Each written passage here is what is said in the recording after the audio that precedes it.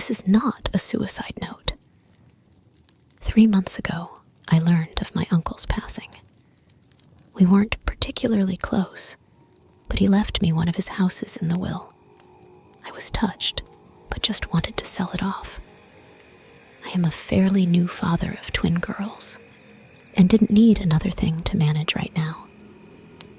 To speed up the process, I decided to travel across the country to live in the house until a sale was assured. My job just requires a laptop and phone, so I was approved to work remotely for the time being. Unfortunately, my wife had to stay at her job, so I had to come alone. At first, I treated it as a mini vacation. I had hoped it would only last a week, but the process was more involved than I thought. I had a realtor taking care of most things, but after a month, I'm still here. I noticed things going wrong right away. Stuff was never where I last placed it. I'd see shadows out of the corner of my eye. I've lost track of time constantly. I thought it was caused by stress, loneliness. Except for the few times the realtor came by with prospective buyers, the house was the quietest place I had ever been in.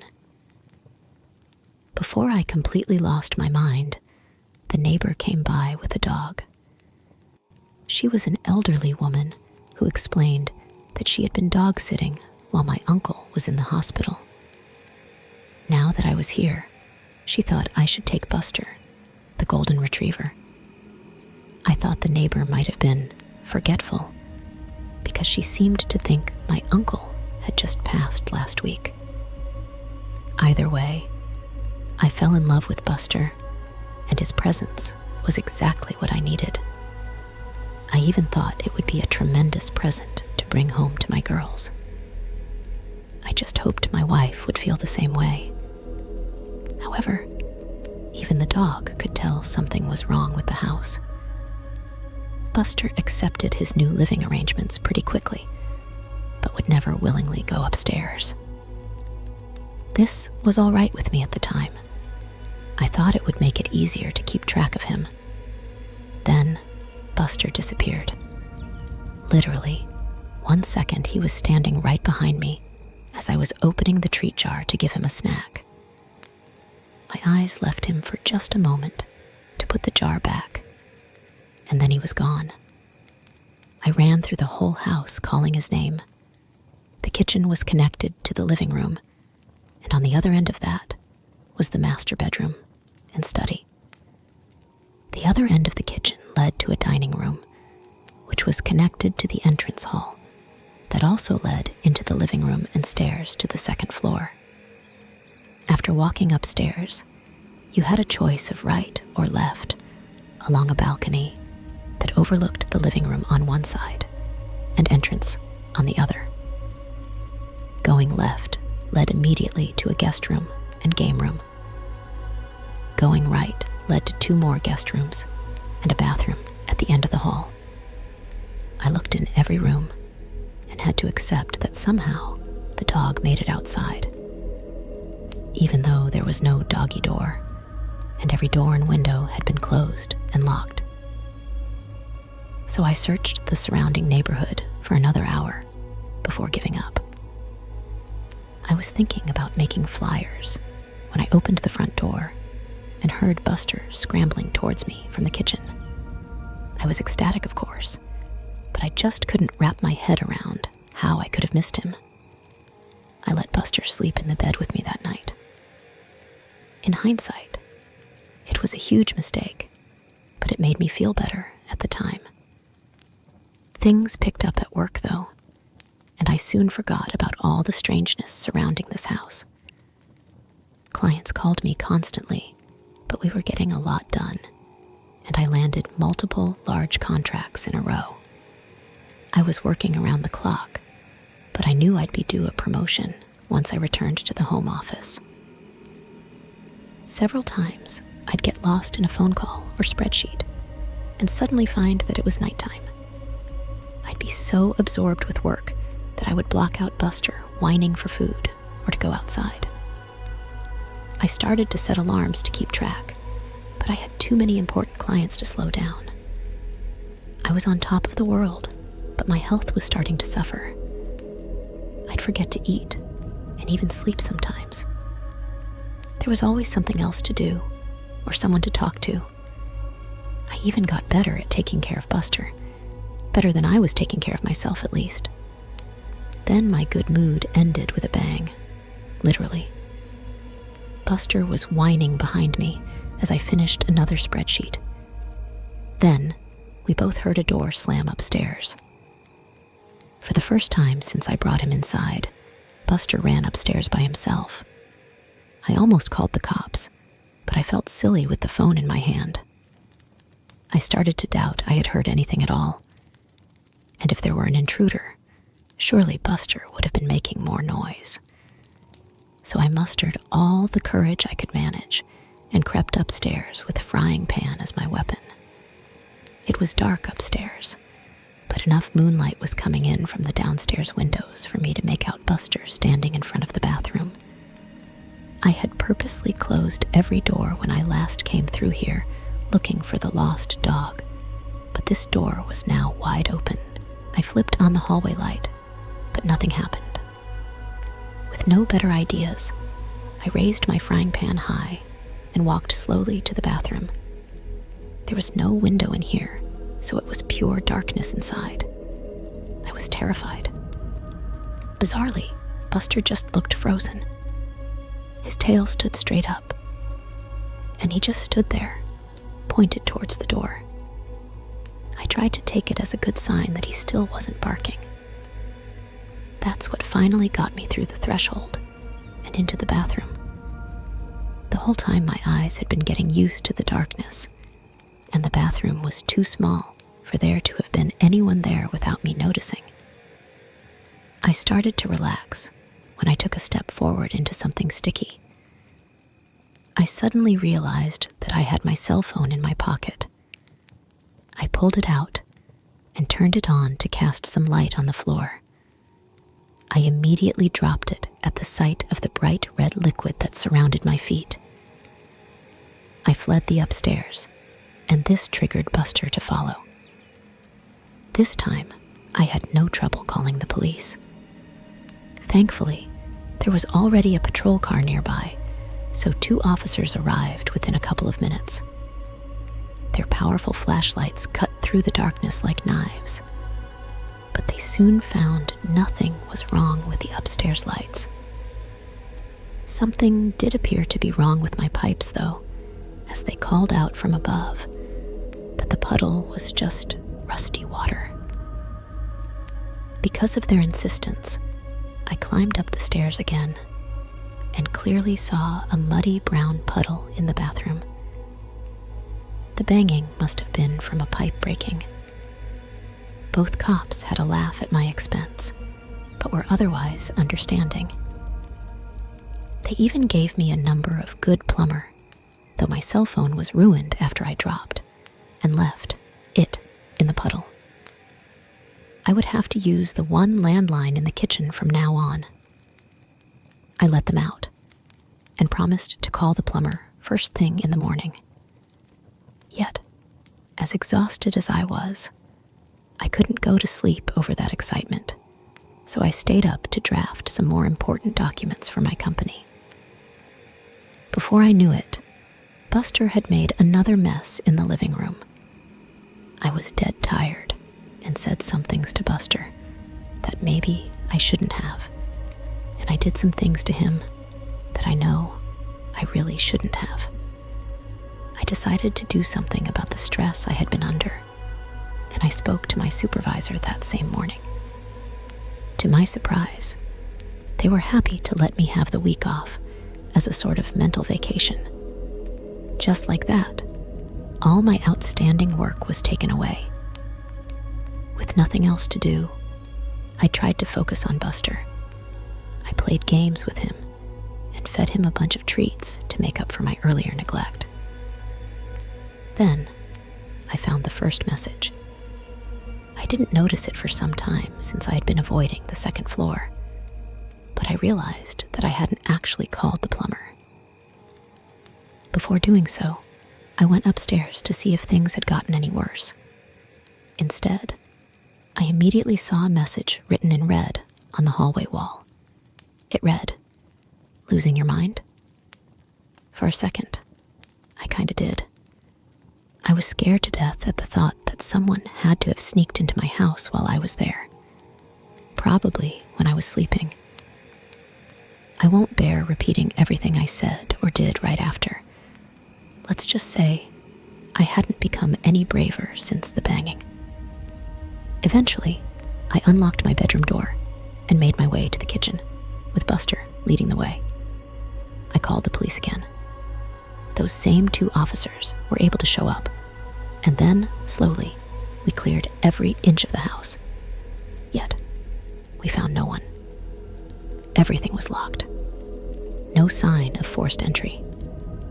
The police actually took me seriously, something that bewildered me at the time, and admitted that this isn't the first house in this neighborhood to experience this. There had been a series of break-ins where nothing was stolen, but the police officers still offered to have a car sit outside for the night. Even though I took them up on this, I soon realized that I'd never get to sleep tonight in this house. So I called my only friend in town, and really in the whole state, an old college roommate who coincidentally lived 30 minutes away. He offered to pick me and Buster up in a few hours, so I busied myself with packing up my suitcase. I didn't know how long I would need, so I pretty much packed everything I had brought with me to the house in the first place. I left my room to pick up some doggy toys when my friend called to say he was waiting outside. I decided to hang up the phone and meet him immediately. I needed the human company, and he could help me move my stuff. But the driveway was empty. There was no friend, no car. I called him back immediately, and he insisted he was outside. I listened to him get out of his car and walk up to the front door. He knocked, and I could hear the door open and an elderly woman greet him. My friend asked for my name and mentioned my uncle. The woman said she had never heard of either of us. After thanking her, my friend left and asked me if I had gotten all that. I told him I must have given him the wrong address. He rattled off the correct one and confirmed he was there. After asking him to wait, and I left the house again. I walked out to the street and looked back at the numbers written on the curb and on the mailbox. Only there weren't any numbers, just a message, "Losing your mind," on the curb, written in red. The temptation to leave right away was great. I could just start walking and never stop. But I had to get my stuff, and more importantly, Buster, so I entered the house one last time. When I came back to the room, my suitcase was empty. Everything I had just spent the last hour packing up was back in its proper place. Despite how impossible this was, I focused on only one goal. We needed to leave. I put a leash on Buster and was shocked to see how haggard he was. I resolved to make it up to him when this was all over. I tried to leave out the front door like nothing was wrong, but I couldn't open it. The knob turned freely, but the deadbolt wouldn't slide back. I was really scared now, but Buster's presence helped. I knelt down to give him a hug, and he gave me an idea while licking my face. Whatever was happening, it sure wasn't the result of a maniac hiding in my house. Still, I didn't know what forces were actually opposing me, so I walked to the backyard and said loudly, "Well, Buster, time for a little walk." The glass door slid open easily. Buster bounded out happily. I guess it had been a long time since I let him outside. I followed more tentatively and, for the first time, examined the backyard closely. There was an iron fence surrounding the yard, with another space between the bars that Buster could slip through. And then I saw it. A tree that grew too close to the fence and had several branches extending through and above it. I assumed the gate would be supernaturally locked too, so this was my exit. Buster didn't need any prodding. He waited patiently for me on the other side as I painfully pulled myself up and over the fence. I was suddenly aware of how weak and tired my recent lifestyle had made me. When I was in the process of climbing down the tree on the other side, Buster growled once and then took off like a shot towards a nearby hill. I jumped down and gave chase. He disappeared over the top, and I scrambled to keep up on the surprisingly steep surface. Luckily, I found where someone had laid some stone bricks into the side for an easier way up. It was still steep enough that I had to focus on placing my feet correctly to keep from sliding. So I was looking down when my next reach up resulted in my hand grabbing carpet. Confused, I looked up, see the second floor landing. I looked down to see the rest of the stairs that led to the entrance hall and living room of the house. Buster was nowhere to be found. Demoralized and dead tired, I crawled the final steps and just sat on the landing for a while, occasionally calling for Buster. Eventually, the kitchen phone rang. Whatever ghosts were messing with me, I realized they couldn't stop outside forces from helping. I tumbled down the stairs in my haste and landed hard on the cold tiles below. But I was only dazed for a second, and soon was in the kitchen with the phone in my hand.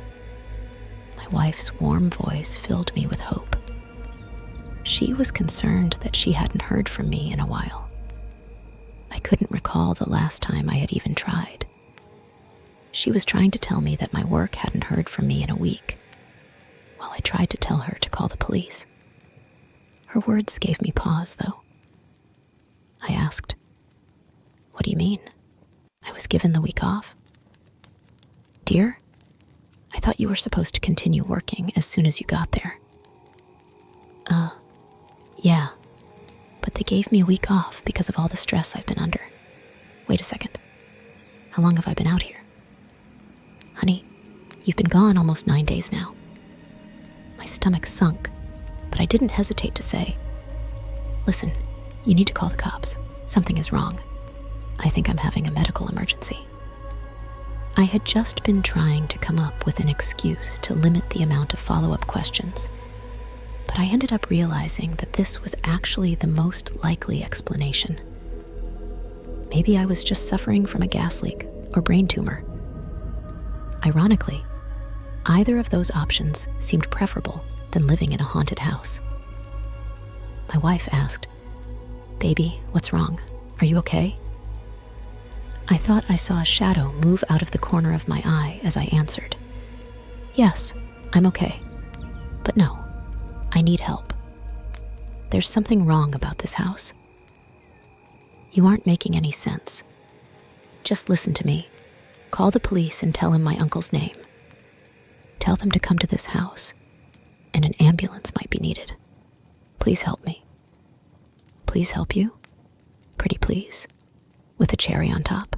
I stared at the phone in my hand as my wife's voice continued to come out of it. It sounded like her, but in a mocking tone. I've never actually heard from her before. She said, "Does your tummy hurt? When's the last time you ate? I wonder what Buster tastes like." I slammed the phone down, but whatever it was on the other side was right. My stomach was hurting. I couldn't remember the last time I had eaten. On cue, I heard Buster whining from upstairs. Only after I started running towards the stairs did I notice just how bruised and sore my legs were from my spill down those steps. I pushed through the pain and climbed the stairs yet again. Buster was back in front of the bathroom, lying on his side and looking thinner than I had ever seen him. "Losing your mind?" was written all over the hallway now, including on the ceiling and floor. I no longer had any doubt the messages were written in blood. Some of them were still dripping. I walked over and picked up Buster, while a banging started at my front door. I would have jumped if Buster hadn't been weighing me down. I heard the front door open, and whoever it was identified themselves as the police. I even recognized the voice as belonging to one of the officers who had visited previously. Why can't I remember his name? After calling out that I was upstairs, I turned with Buster and found the hallway stretched before me, many times its original length. Despite how thin he looked, Buster felt heavier than ever.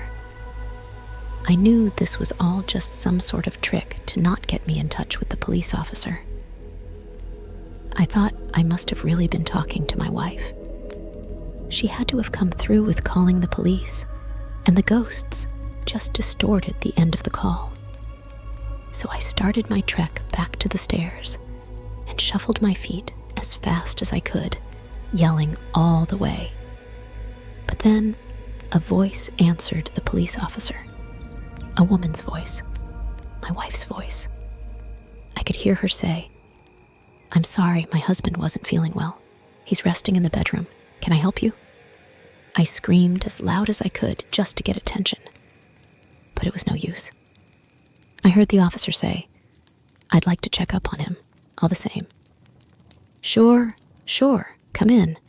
He's right through here." It was right out of a nightmare. I was sweating profusely, while every step seemed to get me nowhere. I tried to speed up, but the hallway just stretched further. And then I heard a man's blood-curdling scream from downstairs. Suddenly, the hallway snapped back, and I found myself somehow right at the top of the stairs. My momentum couldn't be stopped. I fell down the stairs and landed hard, on top of Buster. He howled in pain, but at least he was alive. I saw a long, thick trail of blood go around the corner and under my closed bedroom door. There was still a shadow of something under the door. I painfully crept to the kitchen and grabbed my trusty frying pan before making my way back to the bedroom door, as quietly as I could. My eyes watched the moving shadows nervously. Whatever was waiting, there had killed a man. That meant it could kill me. But if it could have a physical impact, then surely it had to be susceptible to a physical impact too. So I raised the frying pan and slowly started to turn the handle. Before I made much progress, the door flew open on its own, and something turned suddenly to me. I swung my frying pan down. The cop stood before me, a smile frozen on his face. We both looked down at the knife plunged into his chest. My hand was still wrapped around the handle. He fell to the side, and I fell backwards to sit heavily on the now clean floor. I was positive I had picked up the frying pan. I could remember its weight. But now, I also remembered going to the kitchen and pulling out the knife. I seriously wondered if I was losing my mind.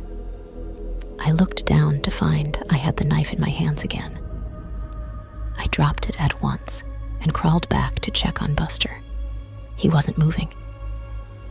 I put my head on his flank and was devastated to feel he was still warm, but not breathing. I didn't know what to do, so I did nothing. I did nothing for a long time. I was lethargic, but somehow made it to the couch in the living room. I waited there until nightfall, and then slept on the couch.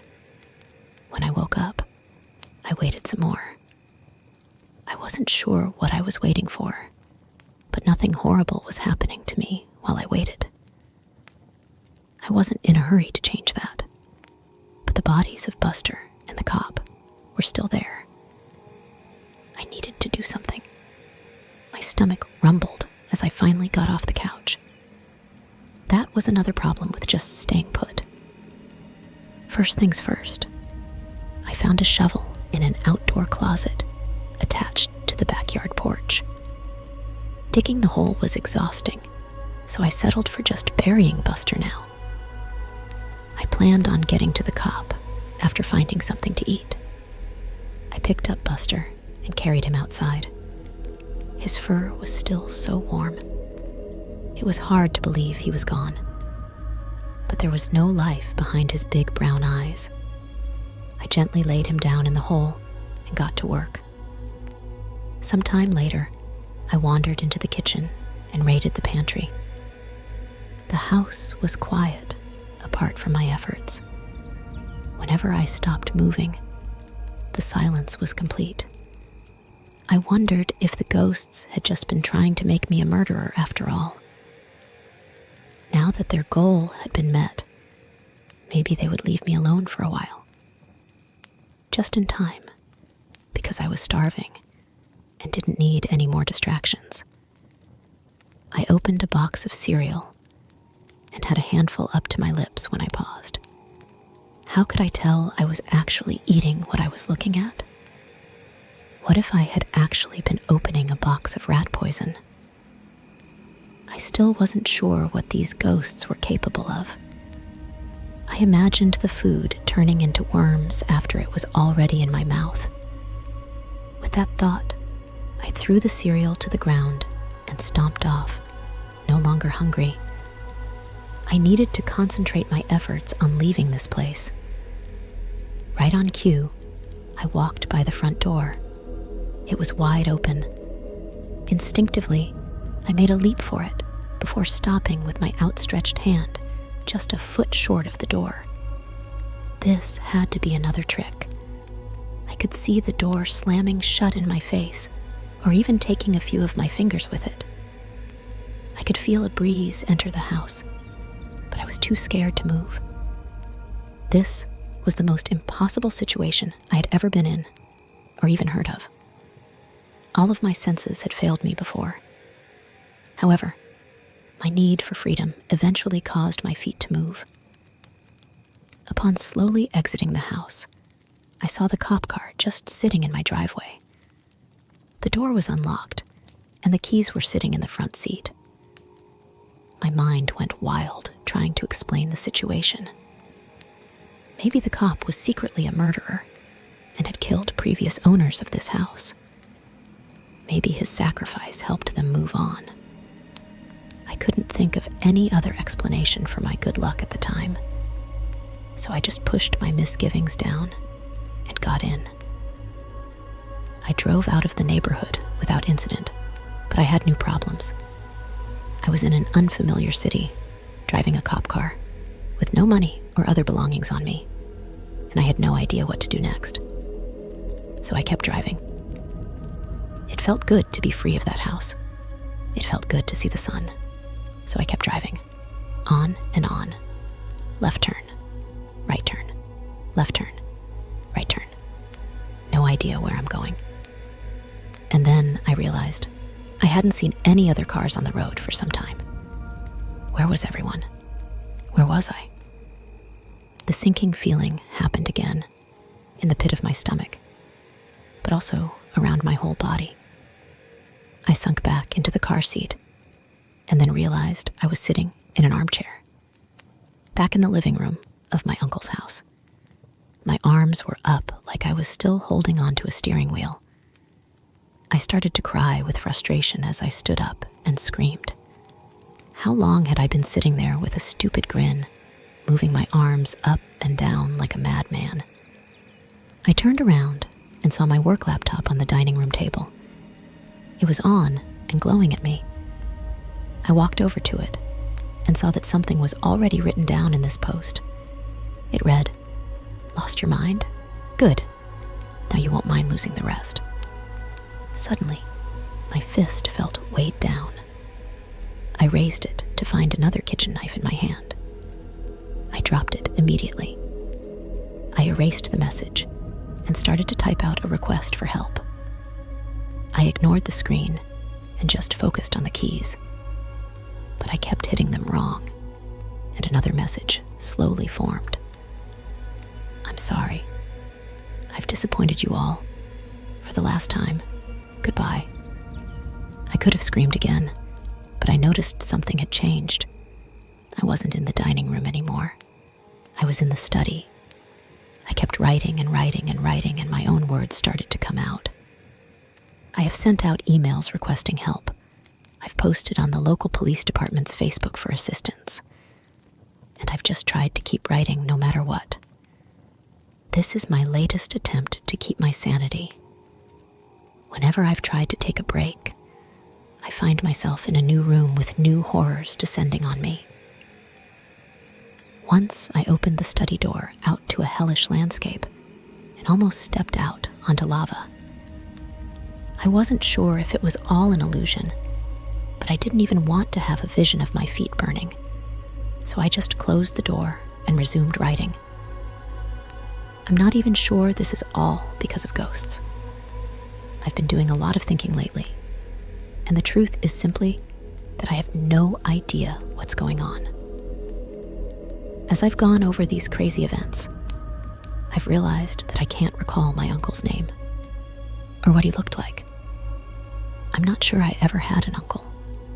I'm trying to think really hard about how I came here. Did I fly? Drive? I can't remember. Have I always been here? Even weirder, I can't remember my realtor's name or even what gender they are. I've met them in person several times. Why don't I know things I should? I can't even remember the name of my daughters or my wife. Am I even a father? Am I even a person? I know I must be, because here I am writing in this small study. But now that I think about it, I can't remember who my parents are, what they look like, or anything about my childhood. Now, I just remember this house and all the nightmares, waking, and otherwise, I've experienced here. I'm feeling a lot like I was back in the cop car. I found a way forward, but I really don't know what to do next. This is not a way to live, and I'm getting more and more tired. I'm so hungry, and I'm finding it harder to focus. I keep hearing voices, and they're getting louder. I know if I stop writing, I won't last long, but I'm running out of things to say. My hands are tired. I'm tired. So tired. T A B C D F G H I J K L M N O P Q R S T U V W X Y Z. The quick brown fox jumped over the lazy dogs.